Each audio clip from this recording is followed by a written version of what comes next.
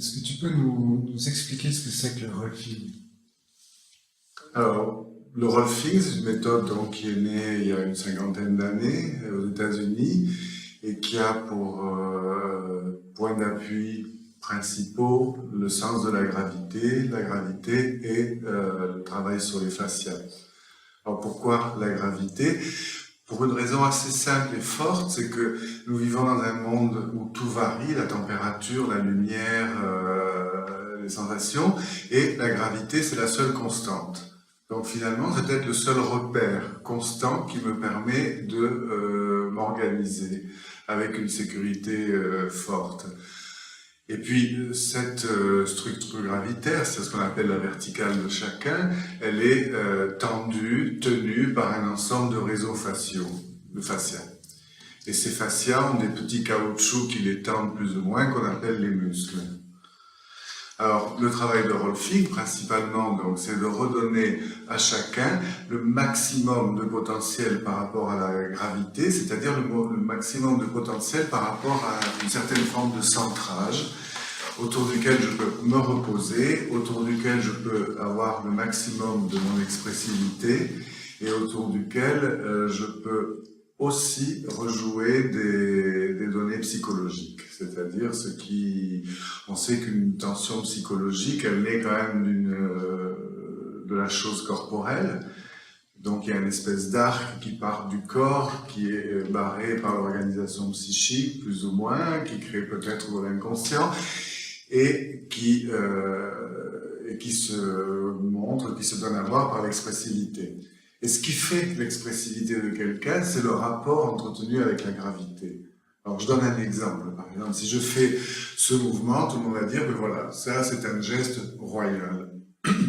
Et donc le spécialiste va marquer flexion du bras, extension du bras, geste royal. Mais si quelques secondes après je fais le même geste comme ça, c'est le même geste du bras, et le sens est complètement inversé. Alors pourquoi il est inversé? Parce que quand j'ai fait ce geste, en fait, ma fonction gravitaire derrière le geste, elle est en ascension. Quand je fais ce geste-là, elle est en descente.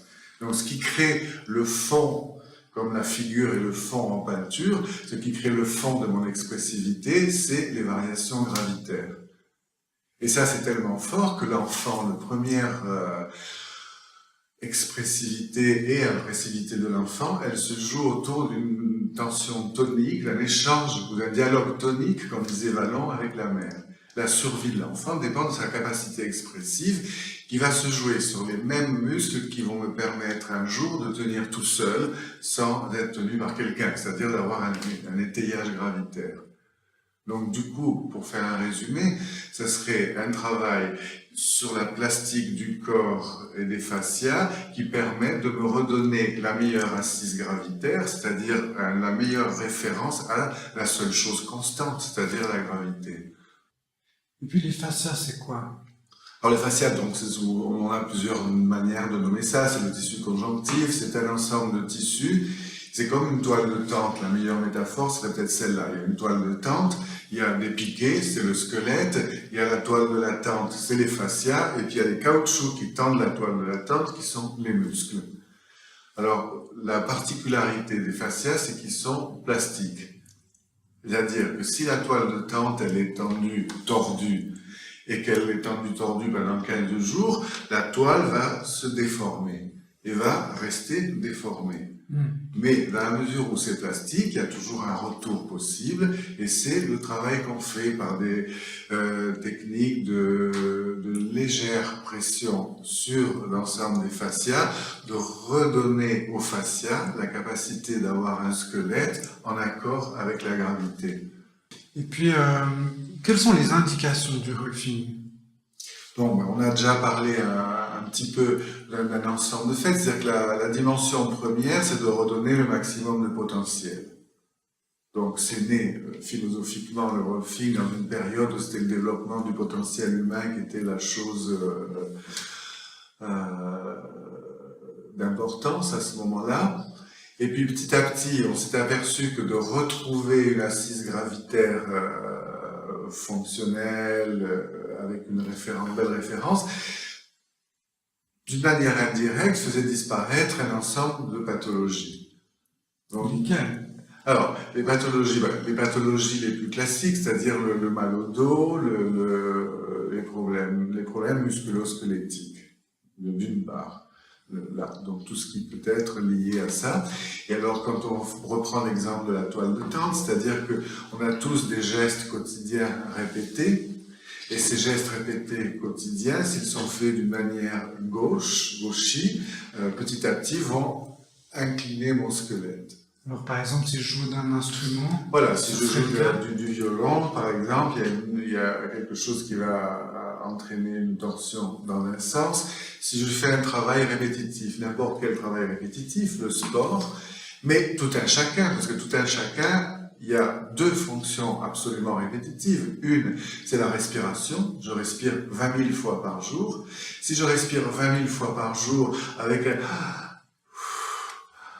Je le fais gros, mais je veux dire, c'est ce qui arrive chez chacun. Je veux dire, petit à petit, il va y avoir une déformation. En redonnant le sens gravitaire, par un travail sur la plastique des fascias, je vais permettre de rendre cette répétition quotidienne non pathogène. Donc, il y en a beaucoup des indications. Alors, il y a c'est beaucoup ça. d'indications généralistes qui sont de redonner la fonction et l'organisation gravitaire, et surtout sur les gestes qu'on répète le plus, c'est-à-dire la respiration, la marche. Donc, il faut penser que quand on marche, une personne ordinaire, pas quelqu'un qui ferait beaucoup de sport ou autre, mais une personne ordinaire, elle soulève, je crois, 50 000 kilos par jour, simplement avec le poids des jambes multiplié par le nombre de pas qu'on fait dans la journée. Donc, la manière dont on soulève ces 50 000 kilos va avoir un impact incommensurable sur l'ensemble de mon organisation. Donc du coup, le rolfing travaille sur deux niveaux. Il travaille sur la gravité à travers le remodelage des fascias, mais il travaille sur la gravité sur l'éducation. C'est-à-dire que l'organisation gravitaire, elle est principalement faite par les petites cellules réceptives que nous avons sous les pieds, qui sont sensibles à la pression et qui me permettent de savoir si je suis en train de tomber en avant ou en arrière. L'oreille interne, qui comporte un ensemble comme de petits fils à plomb, c'est une métaphore, et puis le regard, qui me permet de saisir les verticales externes. Donc en jouant sur ces trois paramètres dans l'éducation, dans le sens du mouvement, la proprioception, je vais apprendre petit à petit à utiliser mon corps d'une manière qui ouvre le maximum de potentiel. Rolfing Veneto. Diamo forma al tuo benessere.